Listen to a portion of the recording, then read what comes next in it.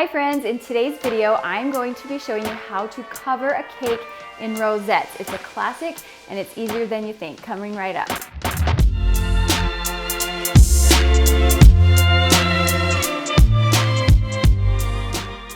Hi everybody, I'm Amy. Welcome back to my kitchen, and we are piping rosettes onto a cake today. This is kind of a technique that every decorator probably should know.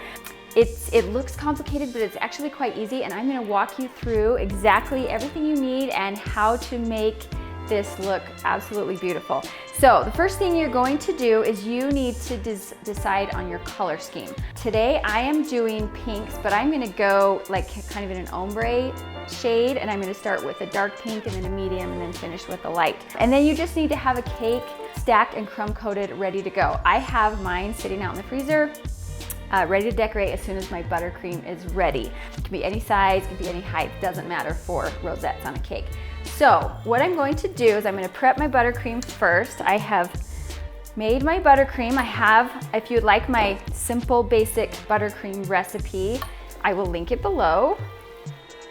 And I'm just going to scoop this out into 3 bowls. You should know that piping rosettes on a cake takes quite a bit of buttercream. So prep extra, maybe double your batch. I mean, it's a lot more buttercream than if you're just smoothing an outer coat on there. So I've got pink here. I'm going to start by doing the medium shade first. So I'm just gonna start with the drop. You can always add more. And I'm just going to stir it up there. That's pretty pale. I definitely want it darker than that. So I'm gonna add one more good size drop. That is the shade of medium that I like. Now that I kind of have an idea of how much food gel was needed for the medium, I'm going to use half that amount in my lighter shade, so just 1 small drop, and then I'm gonna do 3 or 4 drops. We'll start with 3 in the other bowl. We'll give this a stir. There, very happy with that. And let's do the dark. Those are a little bit too similar for me, so I'm going to add another drop or 2. And then you don't have to do this ombre look. You can definitely just do all one color. You could also do multicolors. You could do yellow and orange and pink. That would be really pretty as well. All right, I'm gonna set that aside and prep my piping bags. Now, generally when you're doing a basic rosette, you are going to want to use the Wilton 1M tip. That is the semi-closed star, okay? And since I have 3 different colors, I'm going to use 3 different piping bags. So I'm just gonna cut an opening, open it up, drop one of my tips down in there, give it a squeeze. I'm gonna fold it over my hand, create an opening, and put the first buttercream inside the bag. So I'll just get a big scoop and just press it in there, and then I'll press it down to the bottom. Pressing after each scoop. This just helps eliminate the air bubbles. Get all of that out of there.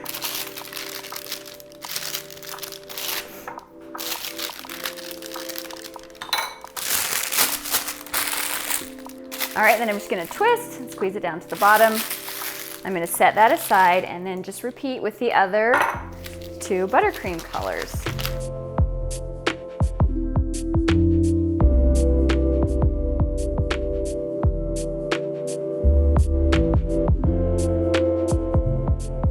Okay, we are ready to pipe our rosettes. I'm just gonna go get my cake.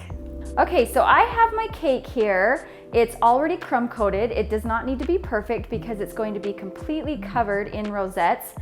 I like to keep some toothpicks handy because, well, you'll see as I get piping, they'll just fix little tiny errors as I go along. And then if you want, you can kind of just level out. I'm doing 3 rows of rosettes. So if you want to kind of just gently mark some lines, if that's going to help you. I usually don't, because you'll see as I go along that you can keep fairly consistent. It's pretty easy to do that. So we're gonna start with our dark color. All right, every decorator has their own style. When I'm doing my rosettes, I like to start in the middle and kind of circle out here to the right, up, over to the left, underneath, and then I'll kind of finish where I started over here. So I'm gonna start right in the center of this bottom third of my cake. And I'm just gonna squeeze, circle up, around, down to the very bottom, and then let go. There's my first rosette.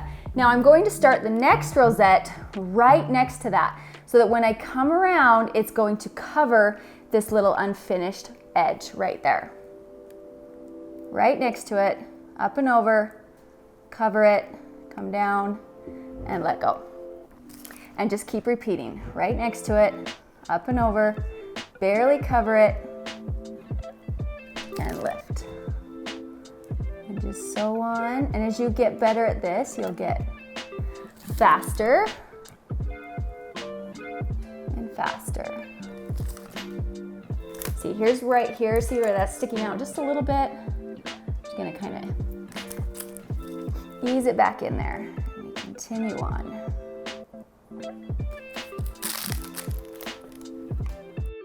Right there. This is where I like my toothpicks. They come in handy.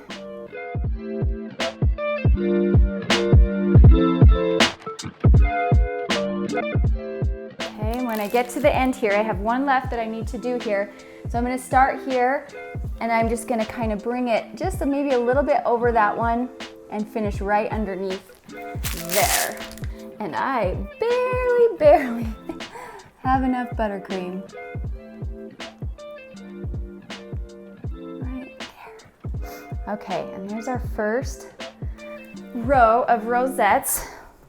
Now we're ready for the second row. I like to, I usually have a front of the cake and the back of the cake, because there's always gonna be an ending where it's not exactly as smooth and consistent. So I will start my next row in the same place. However, I'm going to do this rosette not on top of this one, but in the center of the two rosettes, and that way you'll get more coverage and there won't be a little weird gap in between each rows.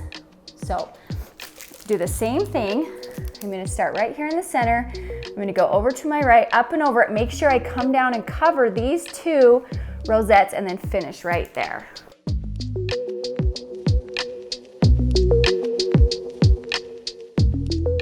You see how I'm starting right here on the side, right next to that one, covering that, going down to the bottom of the other two rosettes, and then pulling away, just so I get maximum coverage. However, if you do have some gaps, I will show you how to fill those in and add another decorative element,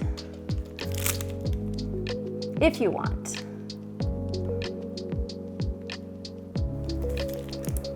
Nope, see right there how it kind of came out a bit? Get your toothpick, ease it back in.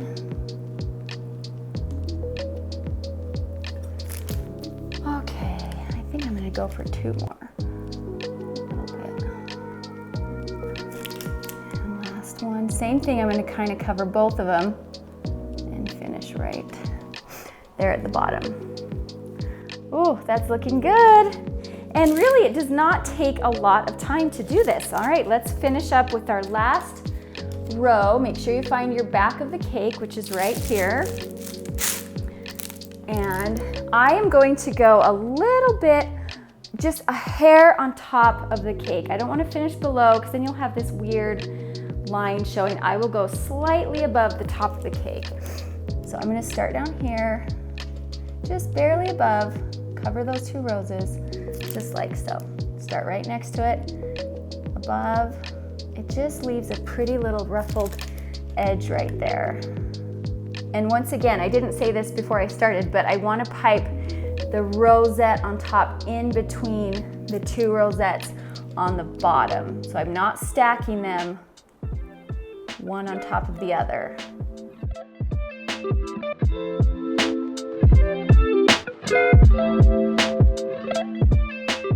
Okay, isn't that, I mean, I did that in what, 5-7 minutes, and it's completely covered and it's absolutely beautiful.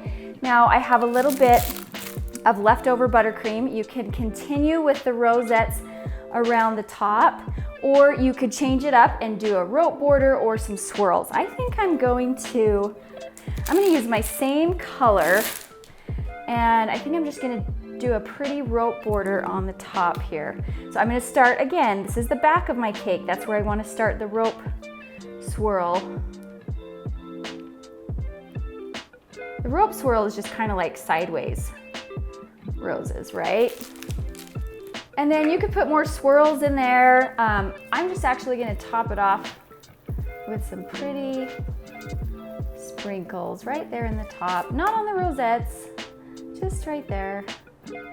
So there you go, our pretty rosette cake.